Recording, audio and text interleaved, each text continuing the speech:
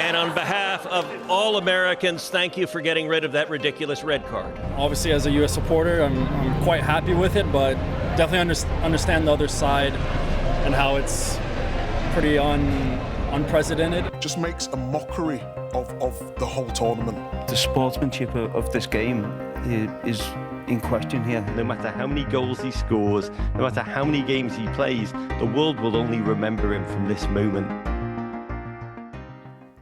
Well, it's a row that has led some to question the integrity of the beautiful game when US star Folarin Balogun got a red card for this tackle.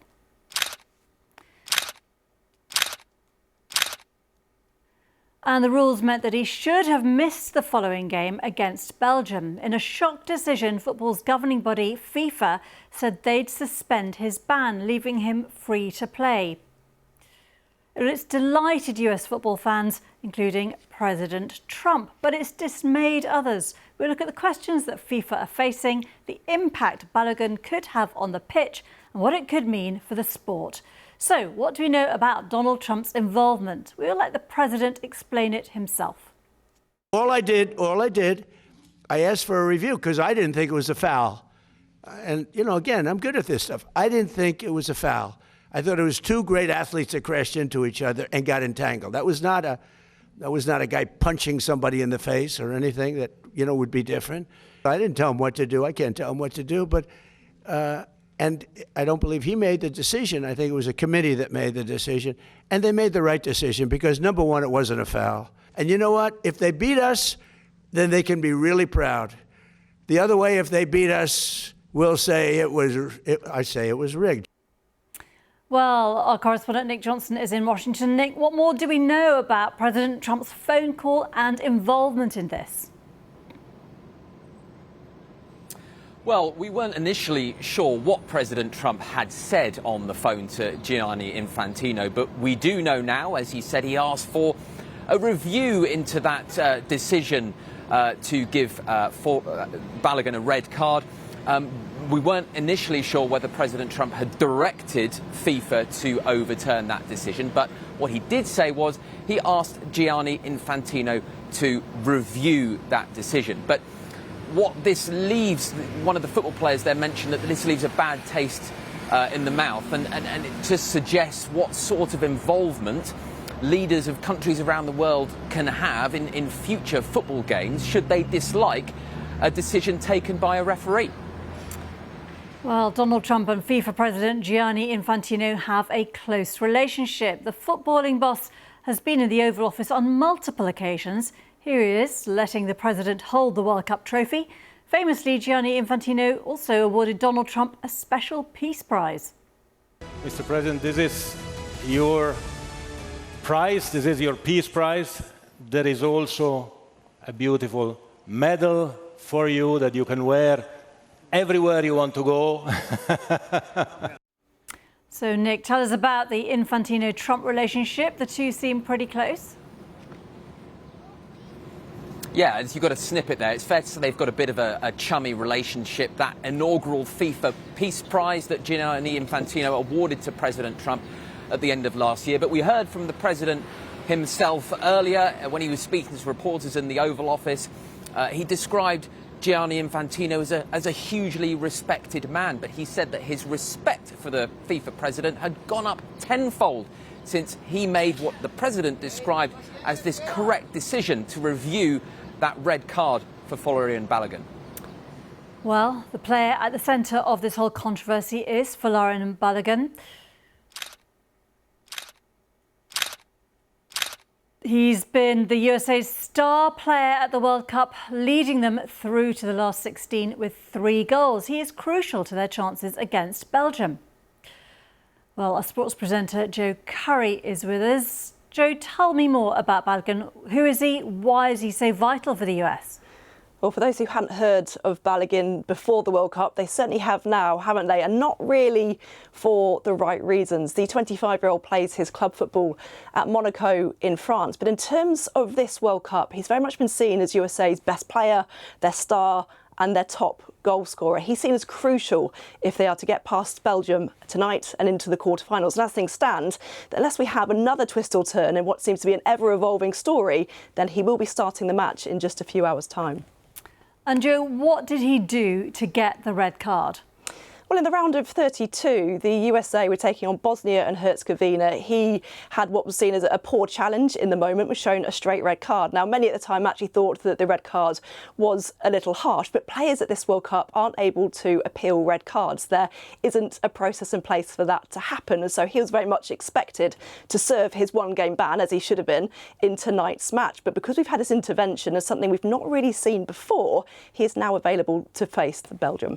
So we've looked at what's happened behind the scenes and who Balogun is. Now let's take a look at how he's been allowed to play. FIFA have said it is all because of something called Article 27. Explain to us what Article 27 is and how it's been used. Well, this is the interesting thing, because I don't have much of an explanation for you, and this is where a lot of the anger around the situation has come from, is FIFA's lack of transparency and the lack of explanation. So Article 27 simply says that it allows FIFA to fully or partially suspend the implementation of a disciplinary measure. That's all anyone has been told. Belgium has asked for more information as to how this decision came about, and so far they have received nothing. Just to put it into context, we've had 11 other players receive red cards sent off at this World Cup. All of them have served, are serving, will serve their suspension. In fact, in all World Cups, we've had 188 sendings off, and until now, only one other player has avoided that suspension, and that was back in 1962, and in slightly different circumstances. So as you can see, this is completely unprecedented for FIFA and for World Cups as a whole. Well, if you thought all this had the potential to spark a major diplomatic incident, you'd be right. Here's what Belgium's foreign minister, himself a former referee, has had to say. As a former football referee myself, I've always been committed to upholding the rules and ensuring fair decisions. And this decision, let's be frank, raises a lot of questions. If it is really one phone call that led to such an incomprehensible decision, that would be a flagrant breach of the most basic rules of football and sport, and that would be very serious. Or, for instance, could FIFA continue to advocate for fair play with any credibility? So what has the Belgium team said about this? Is there anything they can do? Well, understandably, Belgium has spent the last few days preparing for this match, assuming that Balogun wouldn't be in the USA lineup. And now they've learned that their star player, their USA star player, is going to be playing, which you assume could change tactics or even the lineup. But as you can imagine, they're not happy at all about this situation. They say they are astonished by FIFA's decision and is investigating all potential options in response. In a statement, they go on to say that regardless of the sporting outcome of this match, they are deeply concerned by the course of events and will continue to fight in the coming hours, days and months in defence of the fundamental principles of ethics, fair competition and the interests of football as a whole. I suspect this is a story that is set to rumble on, and it probably will do more so should the USA win tonight. Thanks, Joe. Well, the footballing world has been truly shocked by the decision. Here's some of what the BBC's top pundits think. It's an absolute farce, isn't it? You know, it wasn't a red card, as we all know. Balogun was trying to sort of protect the ball, and he went down, and yeah, that happens. In football, it's a contact sport. We all know that. But to have it suspended for a year just makes a mockery of the whole tournament. I think it's an absolute disgrace. And Infantino, he should be ashamed of this, because I think for the sportsmanship of this game is in question here. And you know, if I'm one of the opponents, if I'm USA's opponent, I'd be absolutely fuming, but I just think it's wrong in every way. None of this needed to be a conversation. No one would have questioned it. All right, it was a bit disappointing that he was going to miss the game, but the red card was the red card. Yeah, we've got to be honest about the situation. It's left a bad taste in a lot of people's mouths, as it should. Well, other national teams are questioning whether the decision to let Balogun play is a fair one. Here's England manager Thomas Tuchel. Where does this end now? Do we appeal if a yellow card is not a yellow card? Do we think it's not a red card, or who thinks it? Where does this start and where does this end? Is my question. I don't have an answer. Could Harry maybe ask Donald Trump to? Maybe, yeah. That's a good starting point. Joe, there's a lot of anger and confusion around the world. What other reactions have we seen? It feels like there's no one left in football who doesn't have an opinion on this today. UEFA, who is Europe's football governing body, has released a statement, which in itself you would have to be something big for them to get involved with. And they say that intervening to effectively cancel a suspension at a tournament crossed a red line. They go on to say that we express our disbelief at such an unprecedented, incomprehensible and unjustifiable decision. The former FIFA president, Sepp Blatter, who was replaced by Infantino in 2016 after his own corruption scandal, wrote on the social media platform X that football must never become a playground for political power. And as you heard there, even Thomas Tuchel getting involved, saying, where does this start and where does this end? Of course, we've never had this situation before. And what it may do is open up a situation where players who in the next part of the tournament who have received red cards would look to say, well, he's had his card, Balogun, his suspension suspended. Why can't we have ours done as well? And Joe, we've touched on this, but just how unprecedented is this? We are in new territory here, but I think what we've learned from this that we may already know before is that FIFA do what FIFA want. They are held accountable to nobody, but they can be persuaded to a few things by some people. Thanks, Joe. Nick, to you, a lot of anger globally about this. Will this cause big problems for Donald Trump?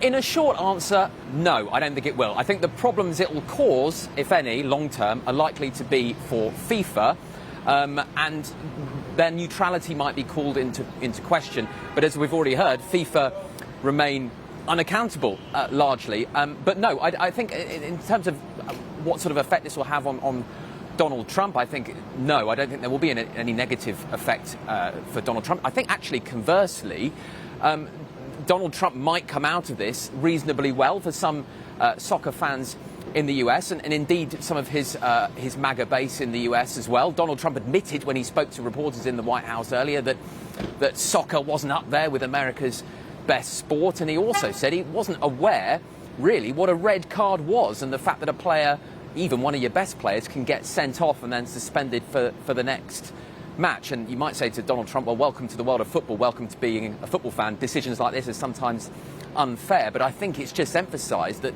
Donald Trump can and will throw his weight around in any arena he desires to, and people are still talking about it. Thanks for that, Nick. And that is some of what you need to know about FIFA's decision to allow Folarin Balogun to play for the US despite his red card suspension.